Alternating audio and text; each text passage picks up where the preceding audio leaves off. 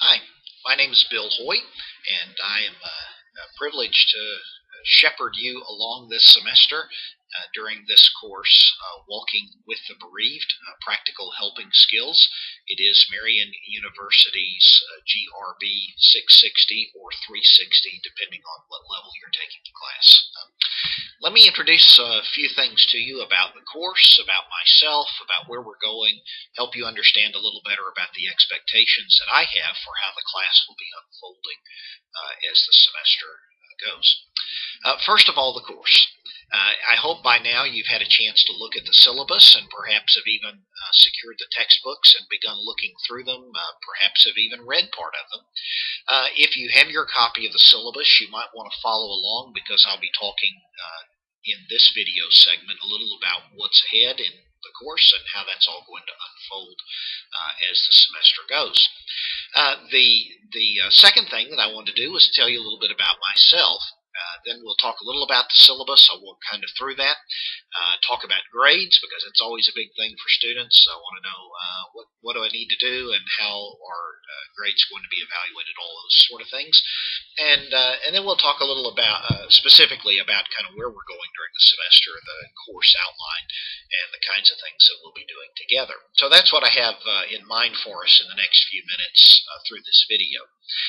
After you have looked at this video as a course introduction, there are some other materials for you to read online and to respond. So let's kind of start at the beginning.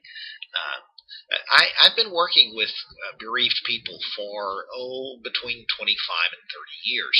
Started out as a parish pastor, spent about 10 years doing that, and have been in the professional counseling role ever since that.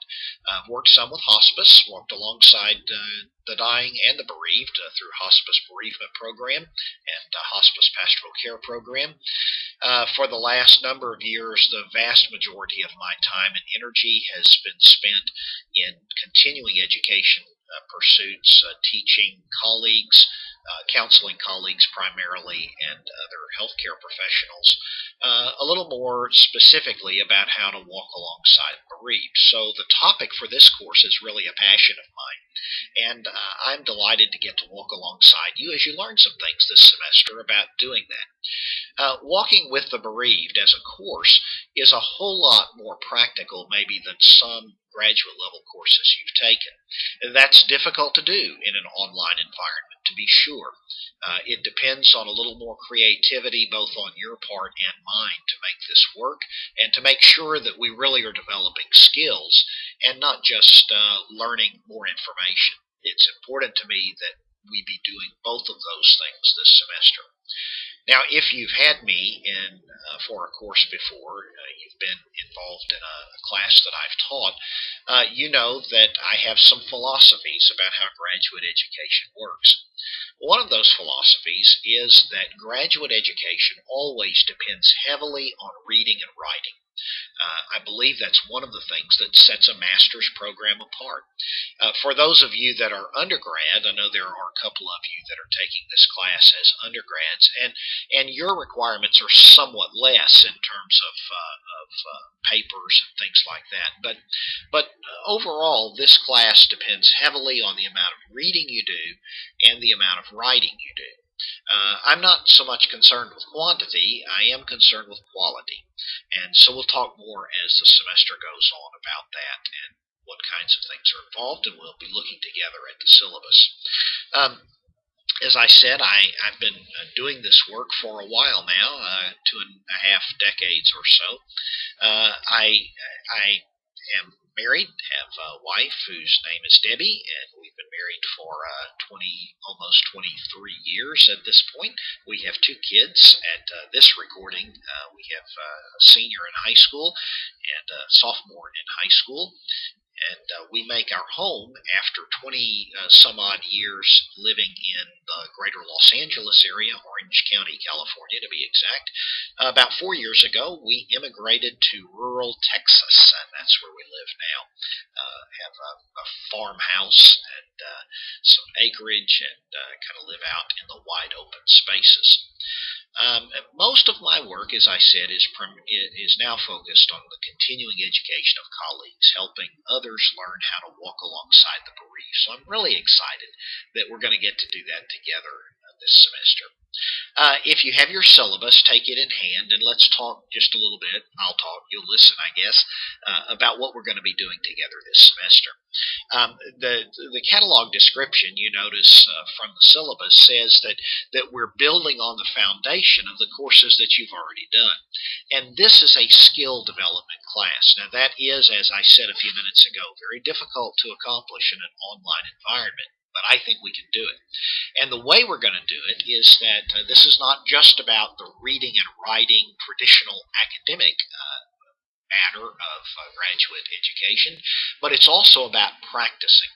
Now, we're not sitting all together around a seminar table where we can role play and we can practice technique and things like that. So the way you're going to be practicing is you're going to take the principles that we talk about, that you discover in your reading and online presentations and so on. You're going to take those principles and you're going to use them with folks in your own arena.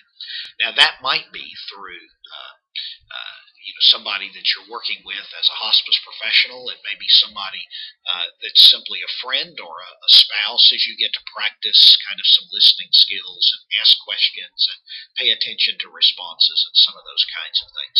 The way I evaluate that is by asking you to do what's called a process recording, and it's really a very simple but extraordinarily helpful tool where you sort of recast a portion of the conversation that you have and reflect on that. Kind of say, here's what I did, this is why I did it, this is maybe how I would do that differently if I were going back and doing it again. And then I'll add my own comments, my own thoughts, my own ideas to that process recording as we go. So I think what you'll find is this will be a really practical way to learn some skills about walking alongside the bereaved. Now, this course really has 4 primary objectives. You'll notice those on the first page of the syllabus. First of all, we're going to describe some primary theories that are influential in the counseling profession in general, with application to bereavement work in particular. I hope that by the end of the semester you will be able to demonstrate some practical skills, that you will have picked up some ideas for asking questions, for using art, for perhaps recommending journaling, and some of those kinds of things. That you will have picked up some practical skills that you can in fact impart to the folks with whom you work. The third thing that I plan for us to do this semester is that we'll talk enough about self-care and boundaries, ethical kinds of issues, that you'll really be able to draw some parameters around that for yourself in your own work, whether you're presently practicing in some realm or another and are using this course to kind of sharpen some skills in bereavement work, or whether this is a whole new venture for you. I think you'll learn some ways to do that. And then finally, I plan for us to spend a fair amount of time talking about helping bereaved people after special losses. We'll be talking about how traumatic death is different.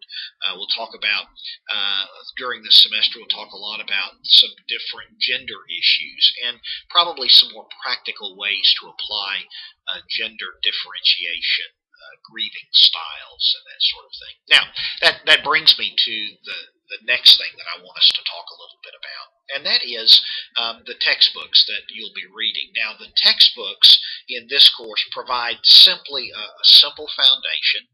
They are 3 books that I think are great for you to have in your library doing bereavement work. The first of those is by my colleagues Ken Doka and Terry Martin. The book is called Grieving Beyond Gender. You probably found it in paperback. A great little book, not real lengthy, a couple 300 pages, I guess, and you'll find it to be really helpful. Not just because Doka and Martin talk about grieving in gender ways, but they really draw out a model that transcends thinking about how men grieve or how women grieve, and it's a great perspective to help us as we start out this process of talking about grief and how to help grieving people. A second book that you'll be using, and I'm sorry mine looks different than yours, but it's called Children in Grief. Grief by my colleague and friend, Dr. Bill Worden. J. William Worden was part of the direction of the child bereavement study at Harvard University a number of years ago, and Children in Grief, When a Parent Dies, is actually Dr. Worden's reflection on that research and what was learned from that.